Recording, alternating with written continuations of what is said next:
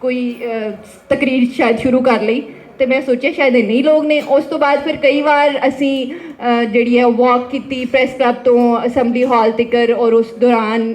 Like मैनू feel होया कि नहीं पंजाबी की बहुत लोड़ है। और फिर जो मैं लाहौर आई तो मैं इत्थे दियां औरतां नूं वेख्या तो इत्थे मैनू समझ लगी कि पंजाबी तो कोई बड़ी माड़ी जुबान है जिहड़ी हर माँ चाहती है। मेरे नाल मतलब हुण मैं PhD कर रही हूँ तो मेरे नाल बहुत सारियां कुड़ियां या बहुत सारे बंदे वो ने जिहड़े कि MBBS डॉक्टर्स ने, और उन्होंने बच्चे जो नाल आते हैं तो मैं वेखनी हाँ कि वो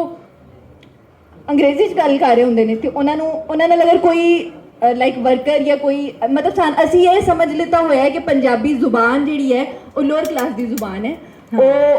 गरीबों की जुबान है, वो मेहनतकशां की जुबान है। इत्थे मैं जो पंजाबी जुबान का सवाल है उन्होंने मैं क्लास के सवाल नाल जोड़ना जरूरी समझनी हाँ, क्योंकि मैंने लगता है कि पंजाबी जुबान जी है वो जुड़ी हुई है, पंजाबी कौमी सवाल जो जुड़िया हुआ है क्लास के सवाल नाल, कि जोड़े गरीब लोग ने उन्होंने साड़ी जुबान को अज तक जिंदा रखा हुआ है, जिंदा रखने में बड़ा रोल प्ले कर रहे हैं, तो उन्होंने वजह तो ही साड़ी जुबान को प्रमोशन मिल रही है और उन्होंने लोगों को असी अनपढ़ ते जाहिल समझने। तो मैनू लगता है कि पंजाबी जुबान के जी नौजवान पीढ़ी है, जी नौजवान